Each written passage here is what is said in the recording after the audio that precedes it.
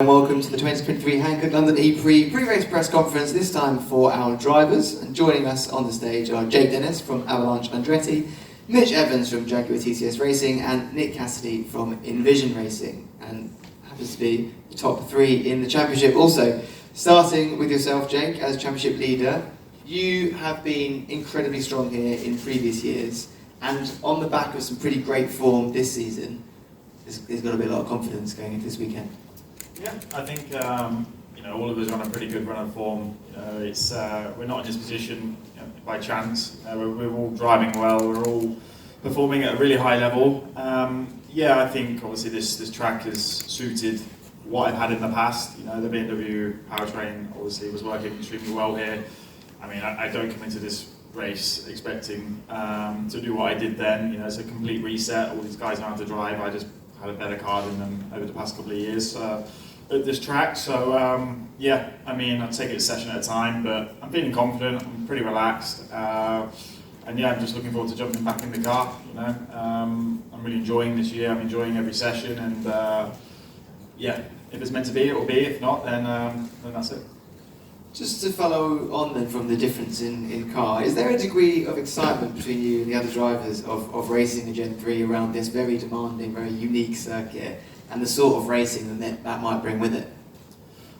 I do think there's a genuine differences between the two cars, between the Porsche and the Jags. I think they definitely have their strengths, and to be honest, this track definitely plays into their strengths compared to us. We saw that in Rome, but nevertheless, we're extremely fast as well, even on these circuits. So I back us to be able to deliver me a car which can get into the duels, which I feel like from that point on you're a little bit more out of the danger zone. But nevertheless, you've got the Nissans, the McLarens, the Maseratis, which have been performing extremely well lately. So the field's is closing more and more, especially over the one-lap pace. I think the racing is still a little bit like a two-horse race. I do feel the Jaguars and the Porsches are still that step ahead, but a track like this, when there's not too much energy saving, it levels the playing field up, and I think it's going to be a really exciting race. So I'm looking forward to it. So it goes without saying the consequences and our consequences, what's up for grabs this weekend, especially in your position. But to have all of that available in London, in the place that, where you live, where you spend a lot of your time, I mean, how cool is that to begin with, just to be racing in a home city like this? Oh, it's amazing. You couldn't write it. A British guy coming into the final round, leading the World Championship, his home race. So, it beats doing it at somewhere like Seoul for Stoffel. I think there's no denying that. I think whoever wins. What's wrong with Seoul? The weather. I think whoever wins it here, sat up here, will have a great event. London is just an amazing spectacle. The lights, the music, the smoke. So whoever comes out on top will thoroughly deserve it, and I think the celebration will be immense. Well said. Now moving on to you, Mitch. In Rome, it was very much a tale of two halves, a tale of two stories for you. Does the great drive on Saturday, then against the DNF on Sunday, give you that even bigger desire this weekend to put that right and have two consistent performances? I guess. Obviously it was a strong weekend. It started off strong, and then was hoping to obviously continue that into the next day. But obviously that second day really overshadowed a lot of things, especially this phase of the championship, and also obviously with who I made contact with. It just it was a real shame, to be honest, just for a number of reasons. So I hope to not repeat any of that this weekend, and just have a clean into the championship. Obviously, I'm an outsider, and I'm aware of that. So I'll just go in like any other weekend. You go in to win, right? Go in to win. If it's a double header, win both races. We've got obviously a massive focus on the team championship as well.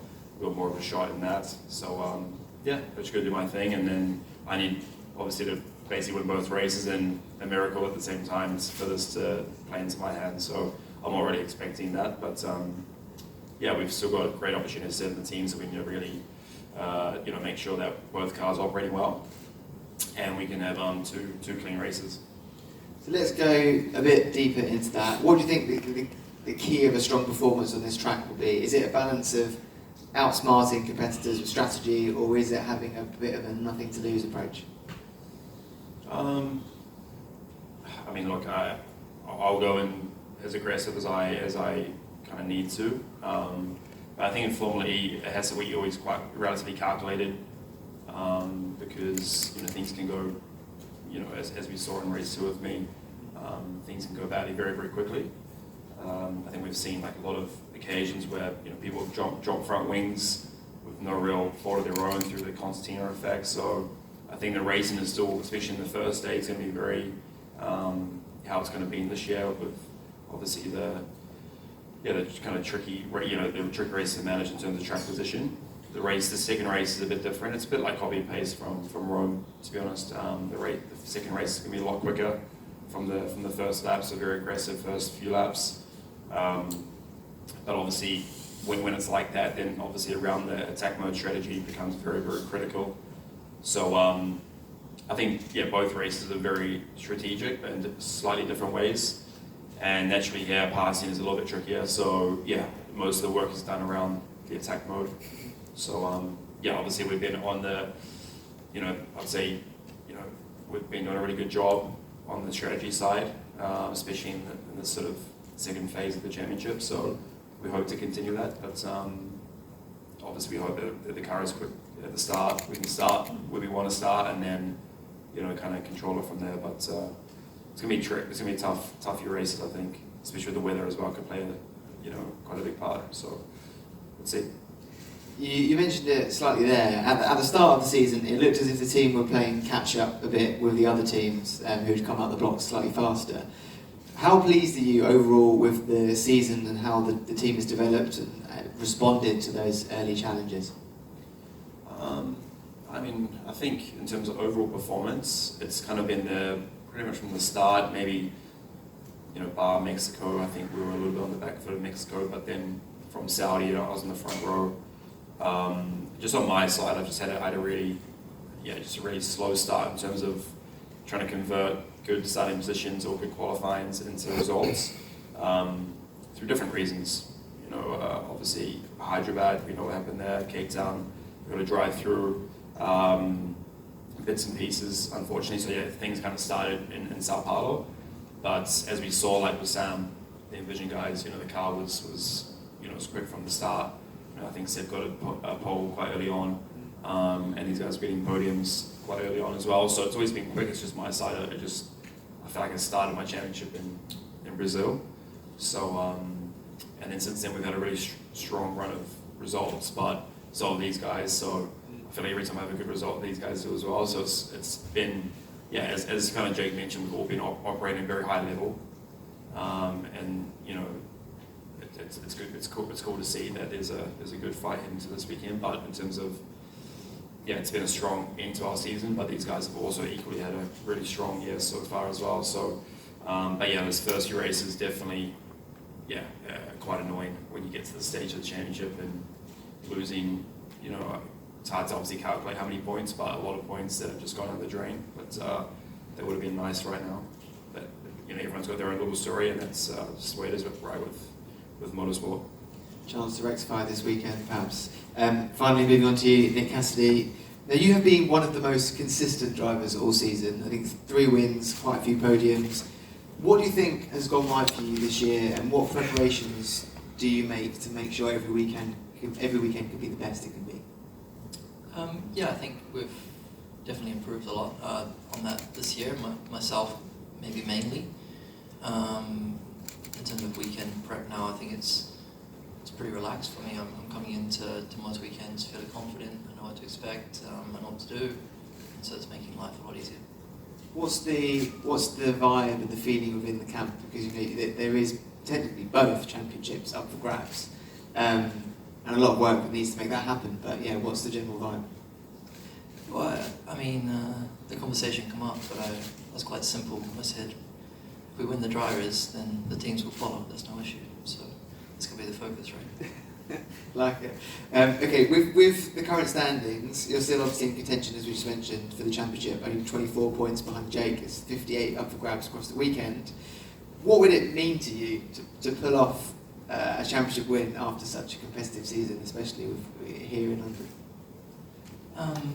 I think that question more goes to the guy on Sunday night, but at the moment I'm just so focused on delivering the best weekend I can. I think we've got a really good opportunity still. I think all three of us know that we all have great packages and we can all win this weekend. I think stats from the season also prove that. So I think, look, head down to the job and all's to play for. So let's talk a little bit about the circuit that you guys are racing on.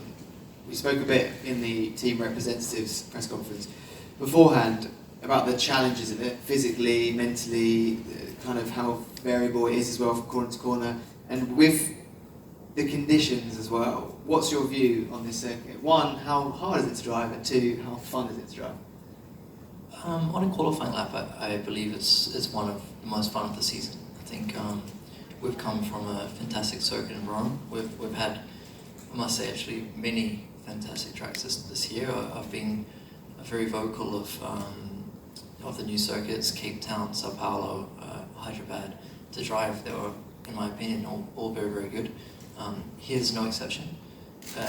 Racing-wise is a bit of a different story. I think, means qualifying is important, but that's a very fun part of the weekend. And I think maybe the main factor can be conditions, and if we get rain, obviously having that indoor and outdoor, and it can maybe throw another curveball as well, which potentially for us might be a good thing in having that curveball, because otherwise I could easily see a podium being us three again. Just time for a few questions from the floor.